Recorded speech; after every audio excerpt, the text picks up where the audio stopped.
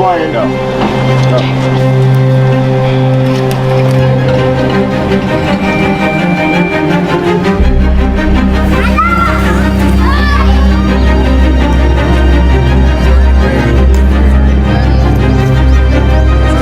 He's pushed in all the way to the edge.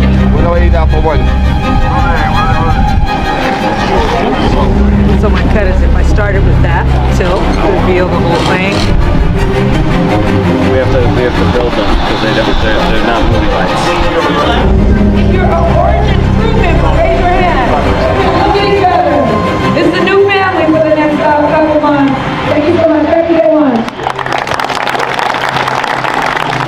The film is based on a book called Caste by a Pulitzer Prize winner named Isabel Wilkerson. And I was so fascinated by her thesis in this film, which basically states that there is something underneath all of the isms that we experience in our lives across the world and across time. There's this thing underneath it all called caste. I thought that was a provocative idea, so I read the book several times. But as I was reading the book, I realized that there was more that I wanted to say about the story than the book. That I wanted there to be a character that we followed who could animate the ideas in the book. And I decided that that would be Wilkerson herself. So I approached her, I asked her if she'd be willing to allow me to make a film about her life and work. I'll leave you with that. Thank you.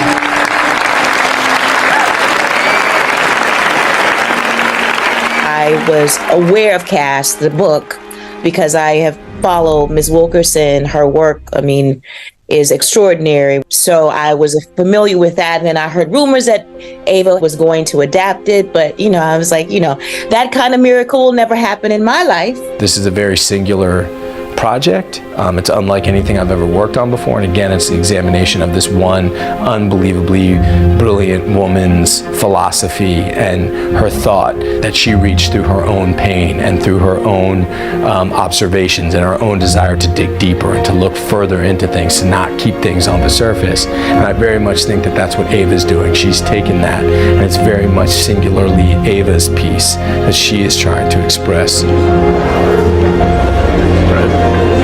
My first conversation that I had with Ava was before I was cast in the film. She told me what she wanted to do. She wanted to go to India. She wanted to go to all these places, and she wanted to do it really kind of guerrilla style because she didn't have a lot of money, And that was something that I felt was an extension of the spirit of the book. And I wanted to be a part of that. Art is subjective. I'm not coming to be a part of my movie. I'm coming to be a part of her movie. And whatever she believes it requires, I feel like it's my responsibility to provide. She is a force. She knows what she wants, exactly what she wants. Watching her lead, especially as a Black woman, is super inspiring to me. She's wonderful. She's warm and she's kind and she's open to suggestions. Someone like Ava will take the mechanisms of this mechanical piece of machinery, this piece of equipment, this camera, and knows the power of these lenses in recording a story that will last forever. Alonzo. She understands that. Right here. You're perfect. So look, there in the middle of it.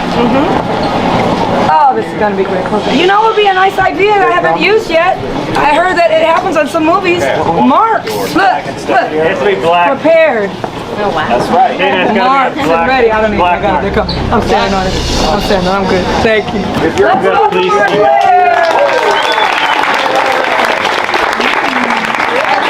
I can't imagine Ava sleeping. She just seems so full, and there's a kind of contagious enthusiasm that you have to match as an actor to sort of walk onto her set. She sort of demands of you that not only are you kind of prepared, but that you are like eager to be here. She treats everyone who's in the movie like they're number one on the call sheet. Like, I've never seen anyone work with background performers that way. Like in the dance hall sequence, she would go to each table and say, you're married, but you're kind of in a fight, you're not doing so well, you're on a first date, you guys are drunk, like would create backstories and would continually remind people, you're in the movie, you were going to go see this movie and you're going to be in it. And that's a very thrilling set to be a part of. I've just never seen anyone pay that close attention to the story of each single soul that's in the frame. Yeah, amazing.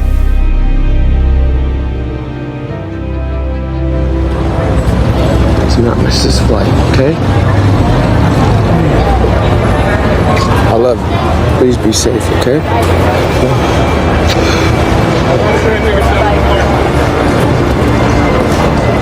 You got your boarding pass. I knew you had it. Hell yeah, you knew it, huh? You got it. Bye, baby. I wasn't really able to take full creative license, but I also couldn't. I didn't know what I was really aiming for, and I'll be honest, that was hard for me in the beginning. It was frustrating.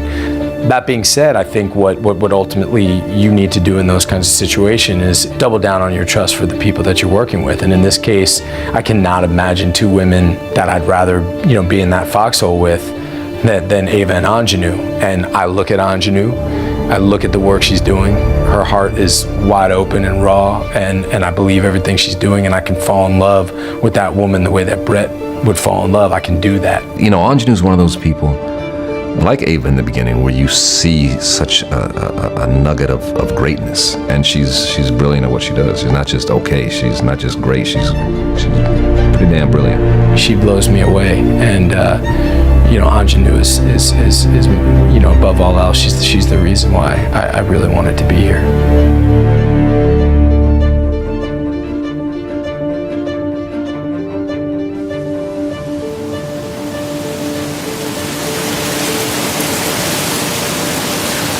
I know you want to say it.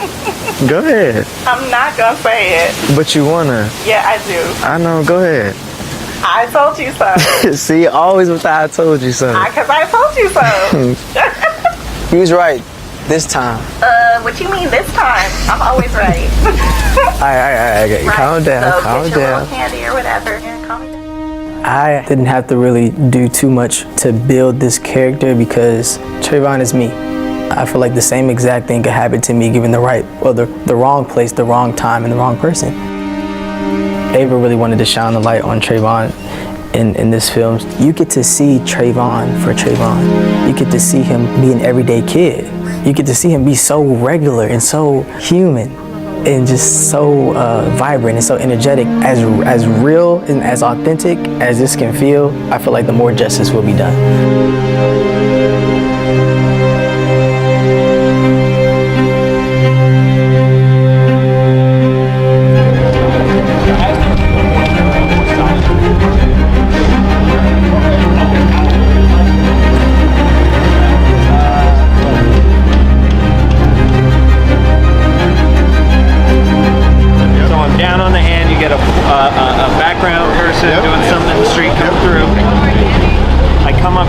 I'm living with him for a moment.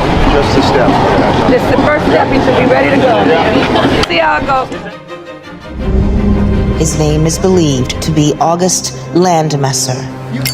He had joined the Nazi Party 2 years before this day, but in that time, August met and fell in love with a woman unlike any he'd ever met. Unlike any he was supposed to have met. 𝒜𝓁𝓁, a Jewish woman.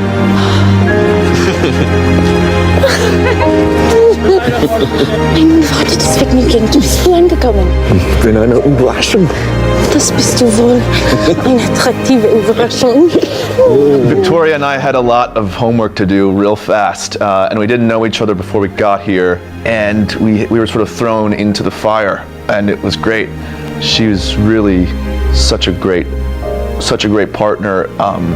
We kind of fell right into being in love very easily.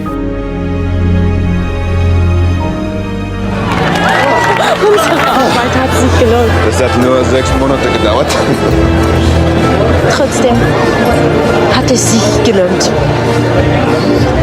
It's such a beautiful thing that these people found love and that they didn't over-intellectualize it and didn't think about all these ideas of why they shouldn't be together, but instead were like, well, we love each other. Like, we have this this really precious thing, and so we're not going to squander it.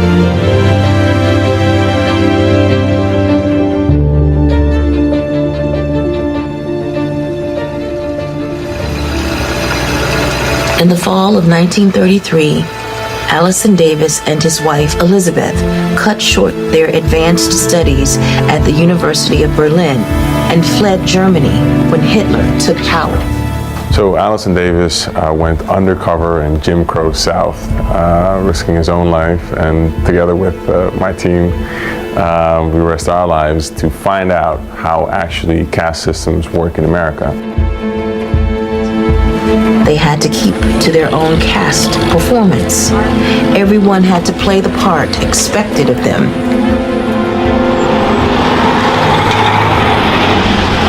And cut! Nice! Very nice. My fellow cast members, Jasmine Jones and Matthew Zuck and 𝒜𝓁𝓁𝓃𝓃𝓊𝓒e, we were just an amazing team. There was such a cohesiveness that we were getting ready for every scene together. Nobody did it on their own. We were on a secret mission, undercover team, and that was what we were like, offset as well. You leave when again? Next month. I have so much research to do here, and I have to start a new draft soon. Do you even know anybody in India? What's the point of traveling? Meeting new people.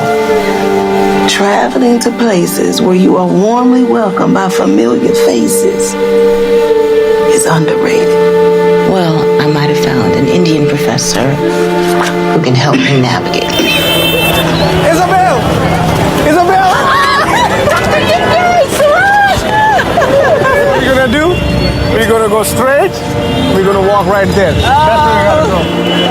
Welcome to India, Isabel.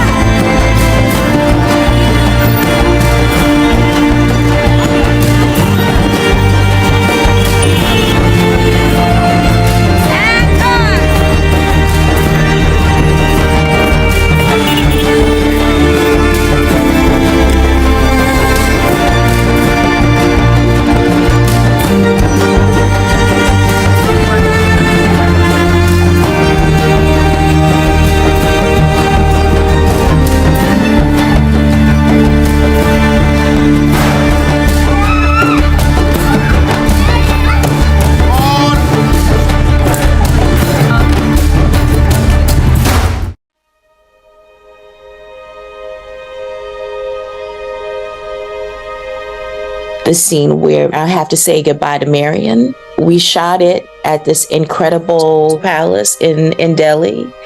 I felt like I was by myself on the planet. And, I wasn't able to talk to Nisi, but I had the sense memory. I had the memory of our conversations, and the great thing about, my experience with her is that it was something that was so intimate that it lived with me past my being in her physical presence. She hasn't been responding to folks. I understand. That was hard, and I think it was hard because I never wanted to do something that was performative. Hi, cousin. Called to say goodbye. There's a lot of loss in it, and I wanted to make sure that I was modulating and not being indulgent. God help me, I did not want to be indulgent. Thankfully, I had a director who kept me honest.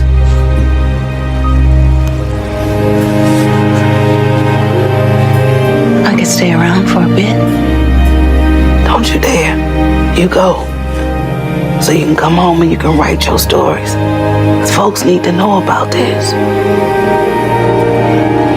My hope is that when people watch this film, they enter in with an open heart and they exit on a deeply feeling level. The success of this film won't be box office and it won't be critics. It'll be time.